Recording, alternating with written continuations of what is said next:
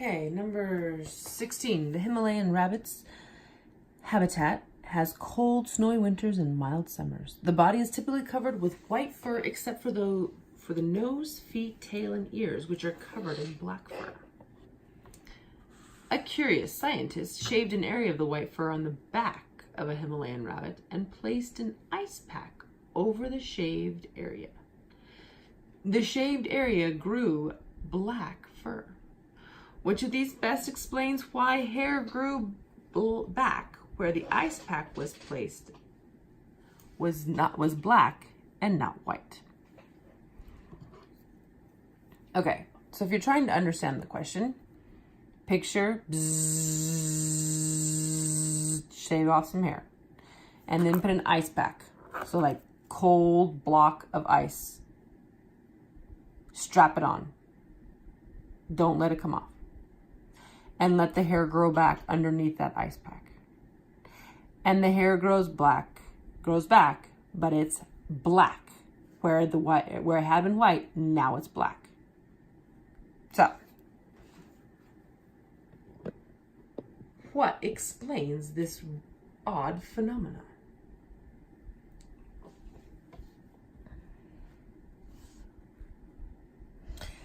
All right. Were the genes for black hair activated by specific temperatures? Was the white hair mutated to black hair as the rabbit's body temperature decreased? Okay, so mutations are not caused by temperature. The coat color changed from white to black with the age of the rabbit. If it had to do with age, then it wouldn't be just where you place the ice pack. White hair only grows during certain times of the year. Okay. Awkward. But the correct answer is that the genes for black hair were activated by specific temperatures. So, the temperatures. Wherever the rabbit's the warmest, it'll grow white. Wherever he's the coldest, it grows black. And think about it. If you live in cold weather, your ears are always cold, your feet are always cold, your hands are always cold, your butt, tail hair is covered, and the nose. The things that get cold the easiest, your extremities. Feet, ears, nose. If that's always the coldest part, that always tends to be a little bit colder, it grows out black. That means temperature affects his color. This concept also explains why different animals have different coat colors depending upon the time of year. All right, number 17. A small town in the piney woods of East Texas has a soccer field composed of native grasses. Okay, it's a soccer field. The soccer field is mowed once a week. Mowed, they cut it. Cortando el pasto. Once a week. What effect does the continual mowing, seguidamente cortando pasto, what effect does that have on the ecology of the field? So, if I cut it, and I cut it, and I cut it, and I cut it, and I cut it, and I cut it, and I cut it, if anything else tries to move in there and grow, I'm not going to have much opportunity. Okay? So, mowing. Okay, so let's look at options. Mowing increases the likelihood of non-native species displacing native species. Yeah, actually, it's kind of the opposite. It decreases the likelihood. All right. Mowing increases the number of species found in the field. If you think about it, the more you mow your lawn, the more even it looks because you're preventing other species to have the chance to grow their flowers and to grow their seeds and to see the lawn and change this and give variety. So it actually decreases the number of species found in the field. Mowing causes different types of communities to form across the field. Different types of communities, that doesn't make any sense. Communities, the community is a large geographical area. every living thing that's in that area. That doesn't make any sense. Mowing maintains a low species diversity by inhibiting further succession. Bingo. So remember talking about that. Primary succession and secondary succession. And one species gradually, slowly replaces another, so you get more and more and more biodiversity. You are maintaining low diversity by preventing succession from moving forward. That is definitely the answer. You keep mowing your lawn, it's going to keep looking the same. I apologize, this one's already been marked up, but oh well. Which list correctly identifies characteristics that protists share with animals? Okay, protists, animals. So this is going back to the different kingdoms. Okay, this is a kingdom. Animals are a kingdom. All right, the things that make animals and protists. Okay, well, what do animals and protists have in common? They're in the same domain. And that domain is eukarya. And if it's in the eukarya domain, they are eukaryotic. So, both of them are eukaryotic. So right here, prokaryotic, can't be that, because protists and animals, what they share, what they both have, well, they're both eukaryotic, so we can eliminate that. All right, eukaryotic, so that's a possibility. All right, this photosynthetic. Photosynthetic is what plants do. Plants, some bacteria, and some protists. Okay, plants and some protists.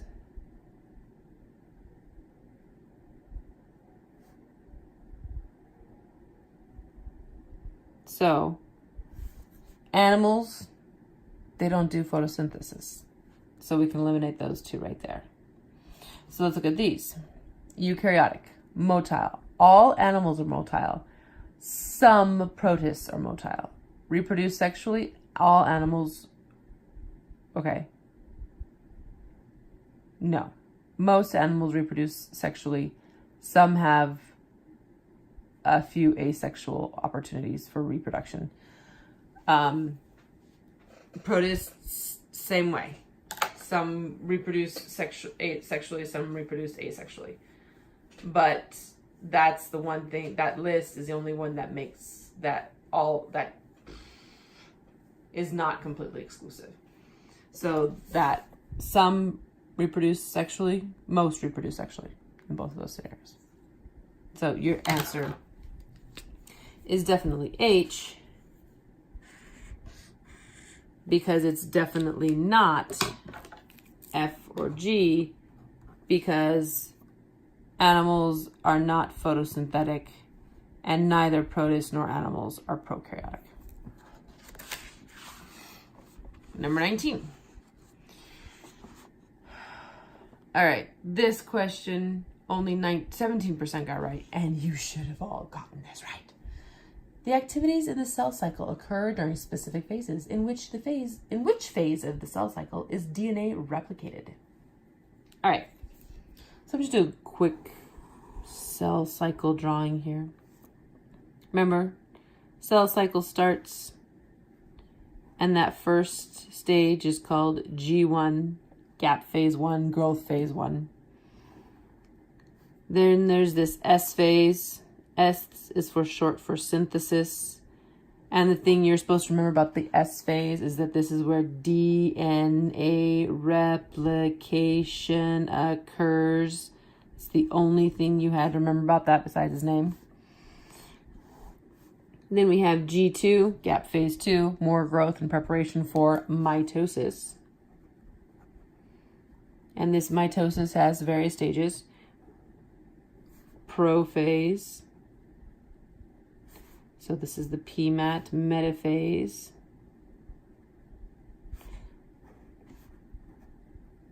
Anaphase.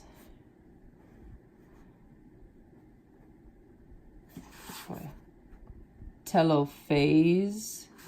And then cytokinesis. All right, so that's mitosis, those 4 stages. Cytokinesis is the final separation of the cytoplasm to create the 2 final daughter cells. Yeah, that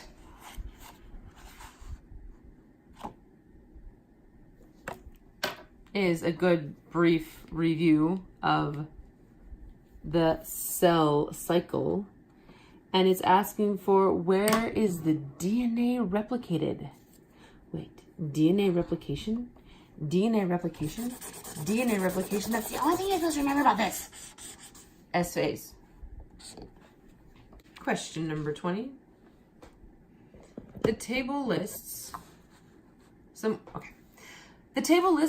organisms found in a swamp ecosystem and their sources of energy. Okay, so we have the organisms: raccoon, grass carp, great blue heron, American alligator, southern leopard frog, butterfly orchid, eastern mud turtle, and their energy sources. And if you kind of look at it like, well, that's what they eat. Their food source, your food is your energy. When constructing an energy pyramid, so remember the pyramid, and I have to make like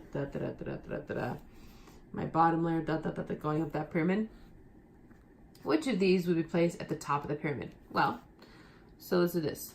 Producers are at the bottom. All right, these are your plants, whatever does photosynthesis. All right, because their source of sun or energy source is the sun. Okay? Primary consumers eat producers. Secondary consumers will eat primary consumers and usually producers as well. Tertiary consumers are going to eat usually the secondary consumers. Tertiaries usually aren't omnivores or more carnivores. They usually only eat these guys. Usually only eat these 2 guys. They won't eat the plants, usually. Okay, so constructing the pyramid. Which of these would be at the top of the pyramid? So, top of the pyramid. Well, first good indicator is that it eats everything else below it. So, eating frogs, birds, fish, insects, snails, reptiles, plants. All right? That sounds like they'd be right in the top. So here's the question. Does anything eat the raccoon? Anything here eat the raccoon? No, nothing here eats the raccoon. So if he's at the top, nothing eats him. That's a good indication he's at the top.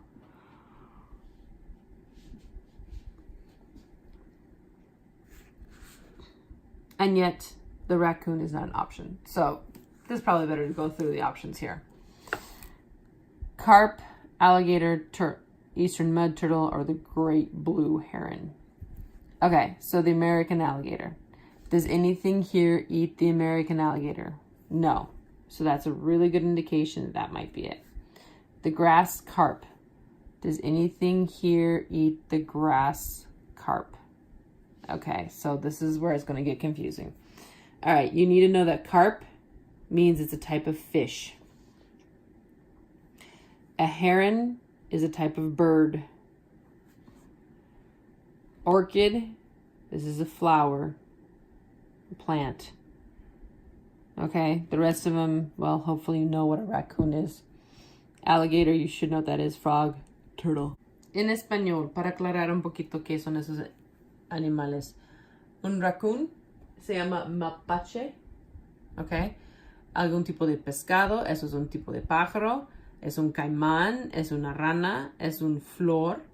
Y aquí es una tortuga. Porque necesitas tener una idea de qué son para poder ir aquí. Acuérdate que las mapache es un tipo de mamífero. Okay? All right.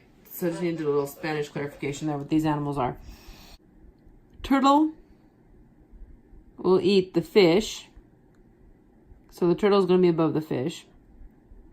Okay? The blue heron eats the fish and the frogs. So the blue heron's above the carp. So this one's definitely going to be at the bottom. So we definitely know the carp's not it. That one's below all the others in the possible list. All right? An alligator eats reptiles, the turtle, eats birds, the heron, eats fish, the carp, eats mammals, and even eats raccoon. The American alligator is definitely your best option because he eats everybody else on that list. That puts him at the top of the pyramid if he eats everybody else. Okay.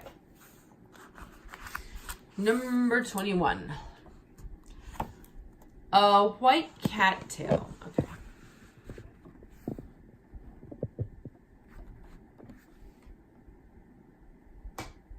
Number 21. The white cattail is a hybrid species of plant that is a result of a cross between broadleaf cattail and narrowleaf cattail. Over time, the white cattail has established itself in the wetlands of the Midwestern states. Okay, so we've got two species. A white cattail, so it's a plant. White cattail, hybrid species of plant that results in a cross between the broadleaf and the narrowleaf. So we've got broadleaf and narrowleaf, cross those and you get a white cattail. Over time, the white cattail has established itself in the wetlands of the Midwestern United States. Which of these explains the success of the white cattail?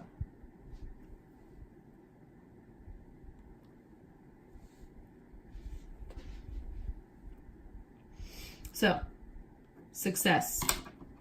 Species success. What explains the success of a species? Especially something like a plant. Okay?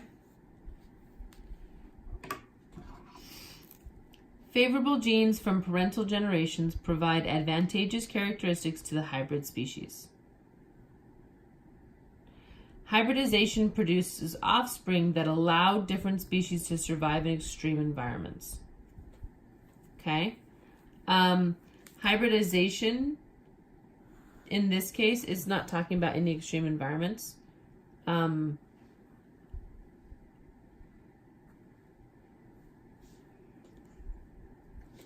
Inherited traits passed from parental generations make hybrid species more susceptible to disease. Their success would not make them susceptible to disease, so that is contradictory. Hybrid species display more adaptations due to their reduced genetic diversity. They actually have an increased genetic diversity because it's a mix of two different plants. Okay? So, that's out.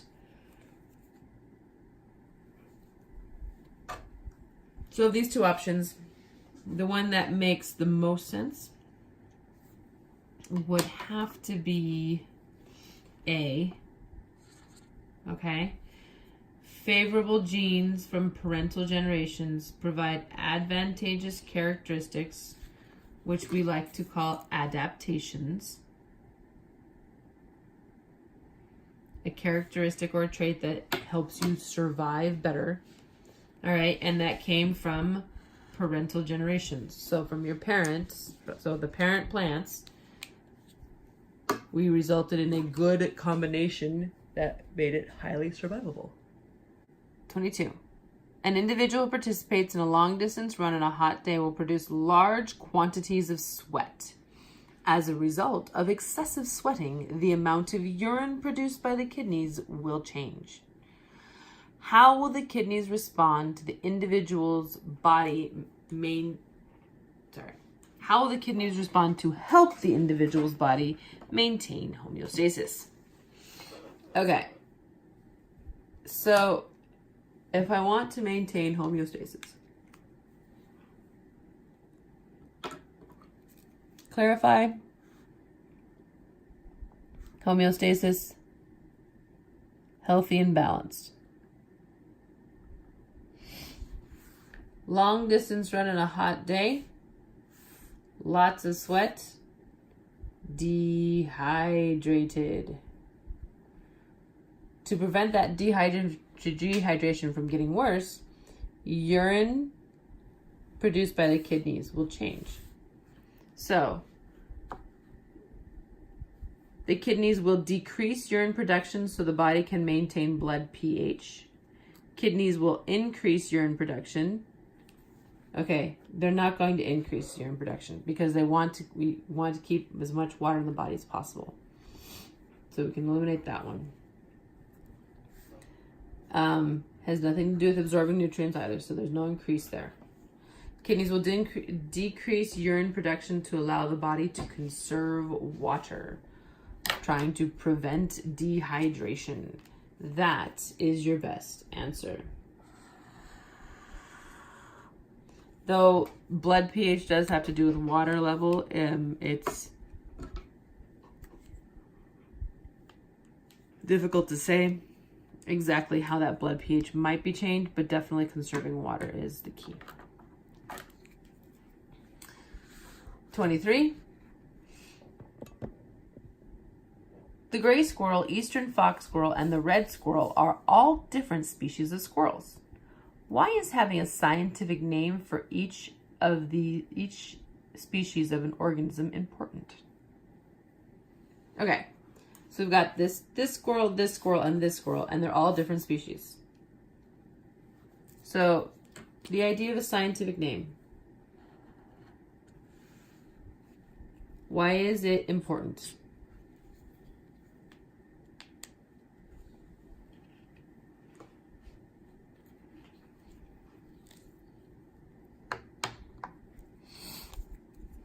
Okay, so you can read through these. They're all kind of a little confusing. To prevent existing named organisms from having their names changed as they become extinct. Okay, kind of a morbid thought. As they become extinct, their name is changed. No. To keep the classification system from being altered as new organisms are discovered. That doesn't make any sense. To prevent the classification system from being altered, that doesn't make any sense. To allow organisms to be placed in many classification levels at the same time. No, that's not the reason. That's a result. They'll be in a phylum and a class and then everything else all at the same time, but that's not the reason why naming is important. It's important to standardize naming and organization of organisms to avoid confusion. Because you're like, oh, I saw a squirrel the other day. Squirrel? What kind of squirrel was it? Oh, it was brown. Okay, was it a gray squirrel, eastern fox squirrel, or a red squirrel? Well, it was red in color. Well, these two happen to have a red color to them. So, you know what I mean? You have to be specific.